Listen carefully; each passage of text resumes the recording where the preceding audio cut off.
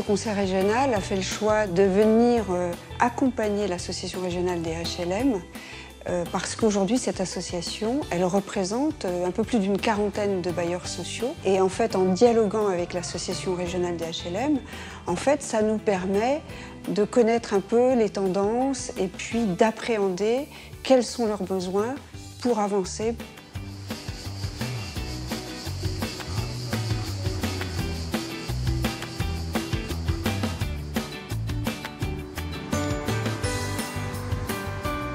La vocation de l'ADEME, c'est, en tant qu'établissement public national, c'est d'accompagner tout ce qui est émergence de ce qui fera le futur énergétique de notre pays. Notre vocation, c'est d'accompagner de la recherche jusqu'à la massification des opérations, en faisant émerger toutes les technologies, toutes les techniques et nouvelles modalités d'organisation qui apparaissent sur le territoire.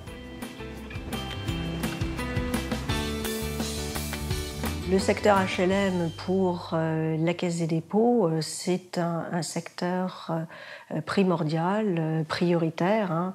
Je crois que c'est même l'essence même de la Caisse des dépôts.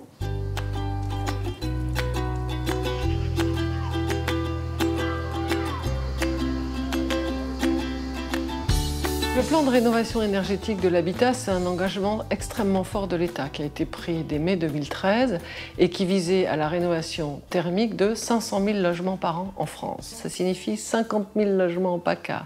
Et parmi ces 50 000, si on est un petit peu ambitieux, c'est au moins 7 000 logements sociaux à réhabiliter par an dans notre région. La réhabilitation thermique des logements est un enjeu important parce que c'est le stock finalement de logements en France. Pour certains, il est très ancien et il n'a pas été conçu de façon énergétiquement performante. Le but, c'est d'amener ces logements à un niveau de performance énergétique, donc une consommation énergétique la moins élevée possible.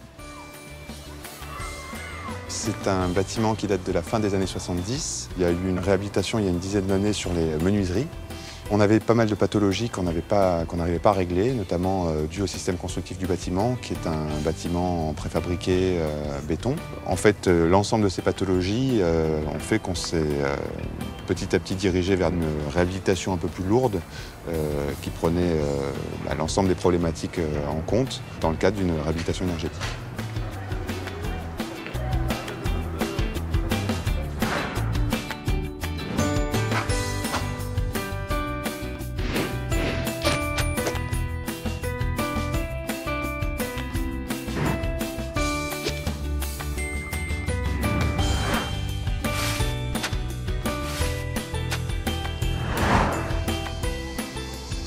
Nous sommes sur la résidence de Fourchevieille, qui se situe dans les quartiers nord d'Orange, donc un quartier en zone urbaine sensible.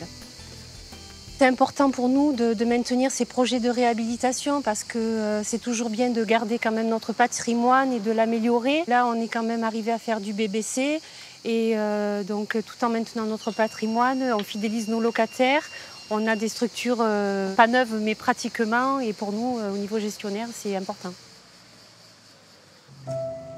C'est un bâtiment qui date du XVIIIe siècle. C'est un bâtiment qui appartenait à la maison de retraite publique, l'Avançoise. La SEM de Vence a été missionnée pour faire l'étude de la faisabilité technique et financière de cette réhabilitation. Donc nous avons proposé, nous, SEM de Vence, de racheter ce bâtiment afin d'y réaliser une dizaine de logements 100% accessibles en fauteuil, pour des personnes à mobilité réduite. Ce qu'on a essayé de faire, c'est de préparer nos locataires à ce passage naturel vers la maison de retraite.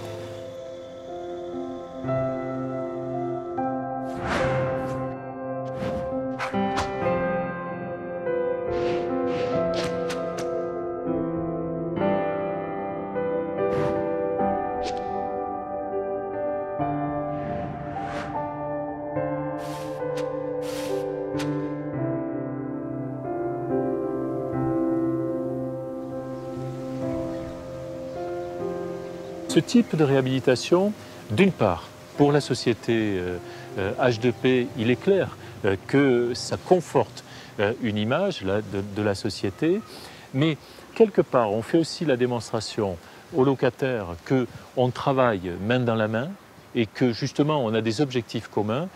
H2P qui permet à ces locataires de vivre dans des conditions plus confortables et la commune qui permet de disposer d'un parc de logements confortable et attirant. Donc en fait, c'est toute l'attractivité d'un territoire qui est en jeu sur ce type d'opération. Il n'y a pas de développement sans logement. Le logement fait partie de la compétitivité économique des territoires et plus particulièrement le logement social. Comment accueillir des entreprises si on ne peut pas loger les salariés de ces entreprises? Donc la Caisse des dépôts, qui est au cœur des territoires, travaille avec les organismes de logements sociaux sur les hypothèses de développement, les objectifs de production sur telle ou telle commune et collectivité.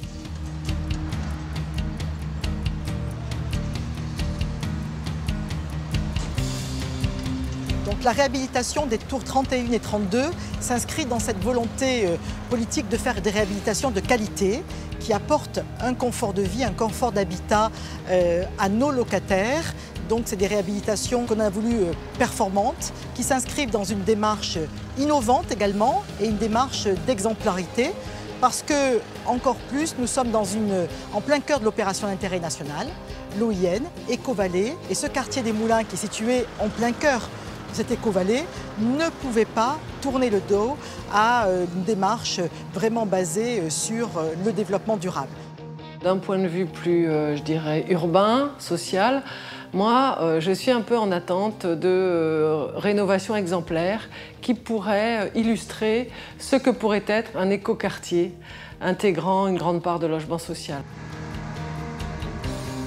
C'est vrai qu'en même temps, cette réhabilitation en fait, qui s'est faite parmi les premières en fait, du quartier a largement participé à l'amélioration du quartier dans son ensemble et de sa réhabilitation. Il est vrai qu'un patrimoine qui a été réhabilité, qui présente avec des façades qui sont accueillantes, qui sont propres, rendent aussi un effort de la part des locataires sur un respect de leur bâtiment.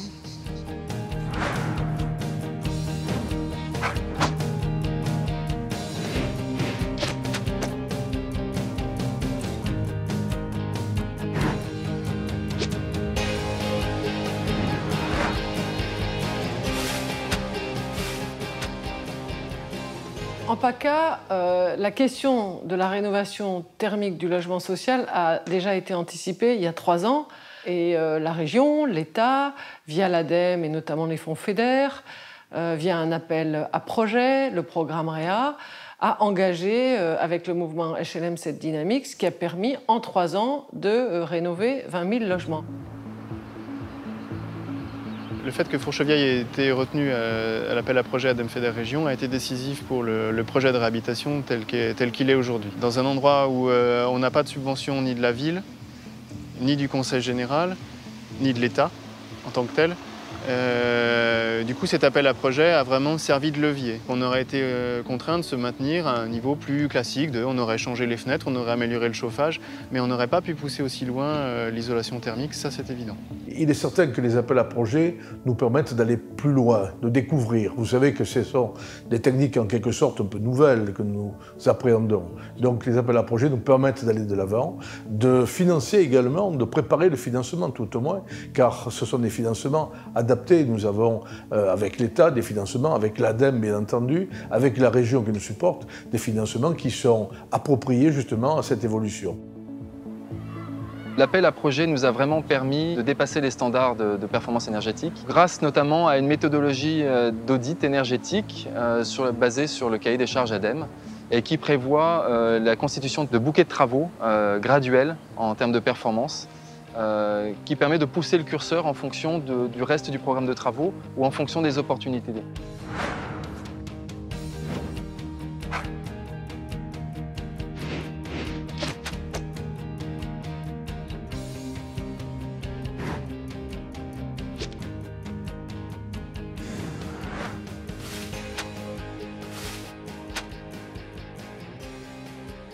Bien entendu, ce qu'on peut attendre de cet appel à projet et de toutes ces expérimentations, c'est qu'elles donnent des pistes, des voies et moyens pour utiliser les meilleures techniques disponibles et les meilleures pratiques pour une massification à grande échelle de la rénovation thermique du parc HLM. L'Union sociale pour l'habitat dispose d'un bureau permanent auprès de la Commission européenne et du Parlement européen.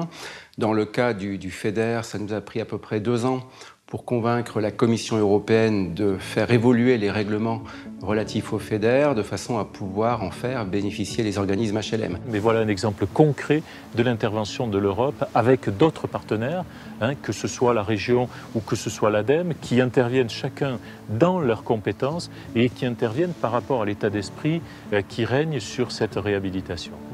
Grâce à ce partenariat financier, on permet à des locataires, outre le fait de vivre plus confortablement, d'avoir une facture énergétique à la sortie qui soit moins chère.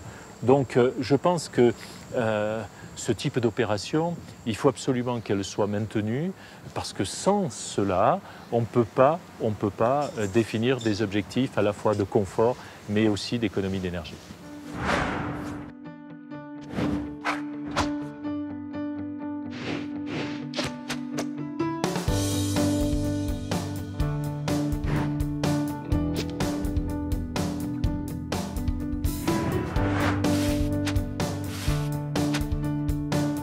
C'est important aussi pour la Caisse de s'engager dans cette réhabilitation thermique, parce que la Caisse aussi a fait de la transition écologique et énergétique une de ses priorités et a souhaité là aussi marquer son engagement en proposant aux organismes de logements sociaux un éco-prêt à un taux particulièrement attractif. Le quartier de Ranguin a été construit en 1970 et les premiers panneaux solaires de l'Office ont été posés en 1984 à titre expérimental. Nous avons décidé en l'an 2000 d'arrêter les panneaux à cause de leur vétusté, mais là, pour maintenir un taux de charge minime pour les locataires, l'Office a décidé de réhabiliter complètement les panneaux solaires. Sans les aides du FEDER, sans l'aide de l'ADEME, sans l'aide de la région PACA, sans l'aide de la ville de Cannes, l'Office n'aurait pas pu réaliser cette opération.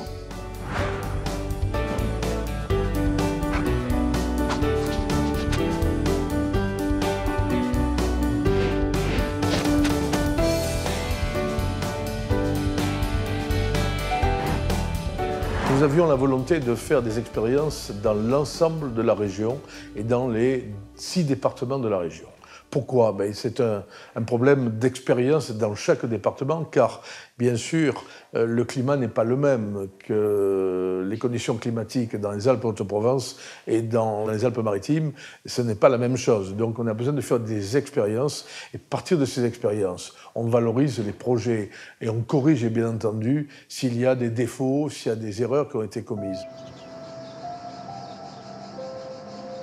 On a un aspect thermique qui est un peu le centre du programme de travaux, avec à la fois l'isolation thermique par l'extérieur des façades, le remplacement des fenêtres.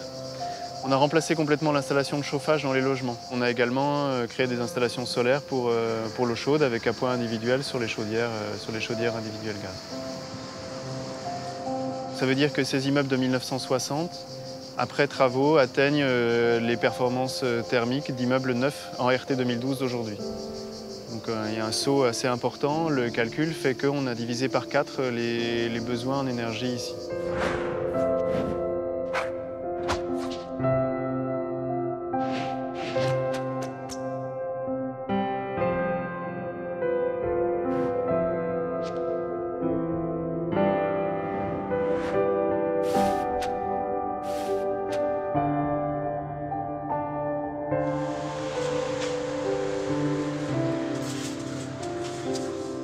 Nous nous sommes fait accompagner par BDM dans cette opération. Nous atteignons donc un niveau énergétique quasiment passif.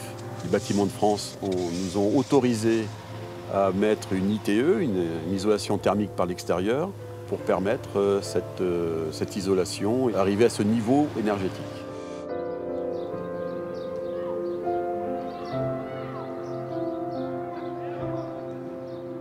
Ce qui est important, c'est que demain, ça permettra à nos locataires de réaliser des économies importantes, des économies de charges, des économies en termes énergétiques, et que l'on sait que pour nos locataires, ce qui grève le plus leur budget, ce n'est pas tellement le loyer, mais ce sont surtout les charges.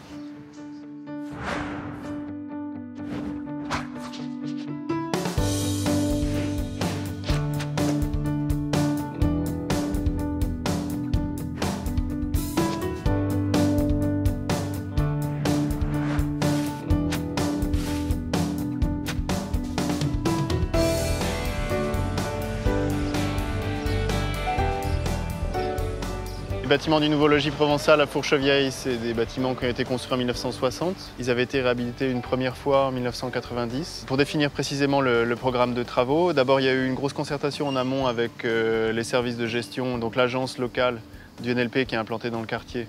Donc il y a eu un travail assez étroit de définition des urgences, des besoins, des points critiques sur lesquels intervenir, donc qui ont servi de base au programme du maître d'œuvre. Dans un projet de renouvellement urbain, rien ne peut se faire sans les habitants et sans les locataires. C'est la condition indispensable du succès d'une telle opération. Il faut, dès le démarrage, pouvoir les impliquer, pouvoir leur faire comprendre qu'avec eux, on va changer, on va métamorphoser complètement leur quartier. Et puis, au fil du déroulé du projet de renouvellement urbain, eh bien, c'est les consulter régulièrement pour voir comment ils évoluent avec ce projet, comment ils se l'approprient, parce que l'appropriation du projet, c'est la garantie demain que ce projet pourra s'inscrire dans la pérennité.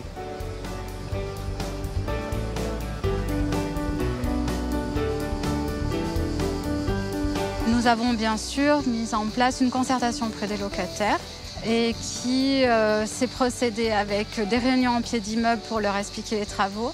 Chaque locataire a eu une fiche individuelle avec une légère augmentation de loyer suite aux travaux qui allaient être réalisés. Et donc ces locataires ont voté et bien sûr majoritairement oui pour les travaux. Notre souci principal, c'est la baisse des charges. Vous le savez qu'aujourd'hui, quand il y a une quittance pour un locataire, il y a le loyer et les charges. Et les charges, évidemment, vous le savez depuis de nombreux mois, augmentent de manière importante. Notre souci aujourd'hui, c'est de faire baisser ces charges et par la rénovation énergétique, nous comptons y arriver. L'objectif était d'arriver donc à diminuer la consommation énergétique de 50%. C'est un résultat qu'on a atteint. La plus grosse difficulté, ça a été d'exposer justement cette réduction de la consommation énergétique aux locataires pour pas qu'il y ait de parallèle qui soit fait entre la facture, qui est notamment liée au prix en fait, du gaz, et puis la consommation énergétique. Le souhait du Conseil régional, c'était de répondre à cet enjeu social. En venant soutenir un programme de réhabilitation thermique, on vient soutenir aussi le pouvoir d'achat des locataires dans ces logements. Et donc, à la fois, c'est de dire plus de confort, des factures énergétiques qui n'augmenteront pas, même si l'énergie augmente, et donc d'apporter une réponse aussi aux locataires qui sont aujourd'hui soumis parfois à une situation de précarité énergétique, donc en grande difficulté. Vaucluse Logement souhaitait avoir l'avis des locataires après une année pratiquement de location du logement. Et les gens, par rapport à leur logement précédent, nous ont confirmé qu'ils avaient vraiment un gain d'énergie sur leurs factures. Et nous, en tant que gestionnaires, on a moins de réclamations techniques, on a la satisfaction des locataires. Donc pour nous, c'est que du bonheur.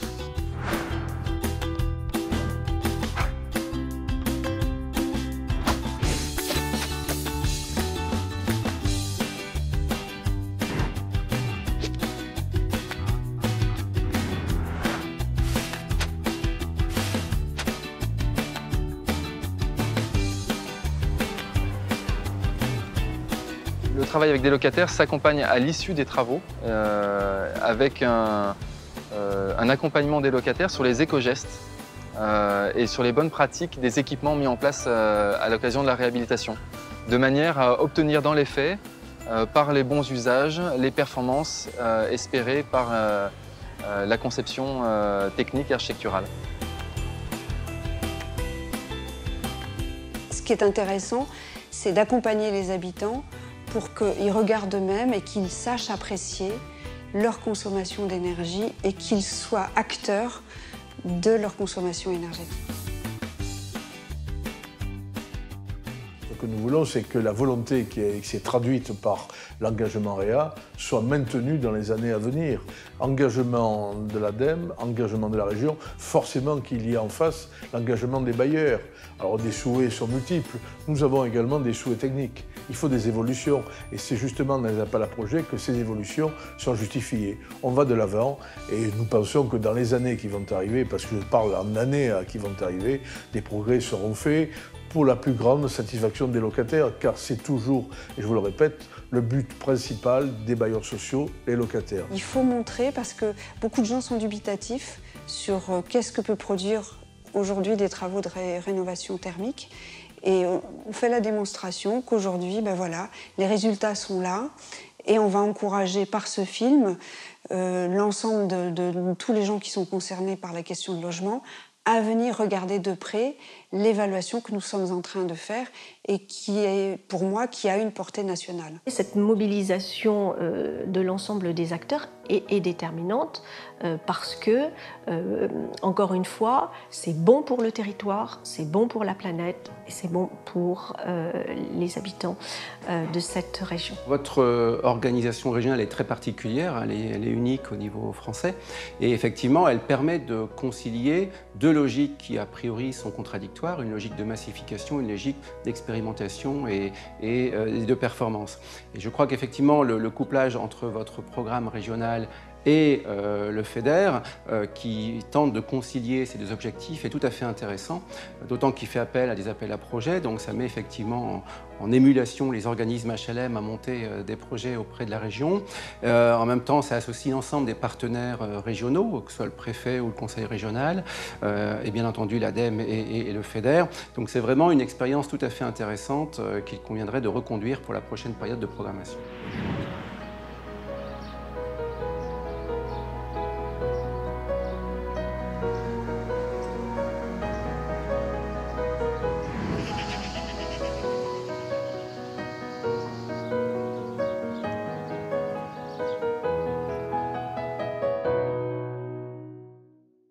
Je trouve que ce film est très vivant, très intéressant et surtout qu'il montre que notre région, la région Provence-Alpes-Côte d'Azur, finalement est assez en avance dans des démarches novatrices comme celle de réhabilitation du parc de logement social.